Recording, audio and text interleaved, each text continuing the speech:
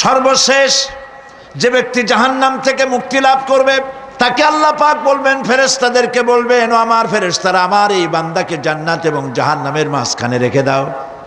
জান্নাত এবং জাহান্নামের মাঝখানে লোকটি যখন থাকার জায়গা পাবে, সে জান্নাতের দিকে তাকায়া দেখবে আর কাঁদতে থাকবে।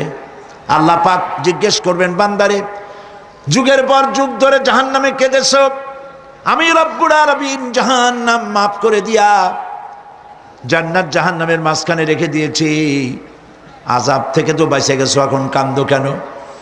লোকটি বলবে, রব্বুল আলামিন কান্দি এই কারণে, জাহান্নাম থেকে মাফ করেছো, তোমার শুকরিয়া আদায় করি। জান্নাত তো আমার কপালে নাই, কিসমতে নাই, কিন্তু জান্নাত আমি এখান থেকে দেখতে পাচ্ছি, জান্নাতের সুঘ্রাণ আমার নাকে আসতেছে, কপালে নাই যাওয়ার।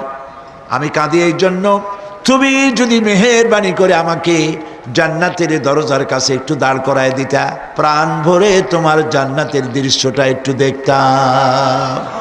আল্লাহ পাক তার আরজি পূরণ করবেন, বলবেন, যাও, ফেরেশতাদের বলবেন, এর জান্নাতের দরজার কাছে দাঁড় করায় দাও। জান্নাতের দরজার কাছে দাঁড়িয়ে লোকটি আবার কান্না শুরু করবে। আল্লাহ পাক প্রশ্ন করবেন, এবার কান্দো কেন? লোকটি বলবে, রব্বুল আলামিন কান্দি এই কারণে, জান্নাতের এই দরজায় দাঁড়ায়া জান্নাতের অফুরন্ত নেয়ামত কিছুই ভালো করে দেখা যায় না, শুধু অল্প জায়গা দেখি।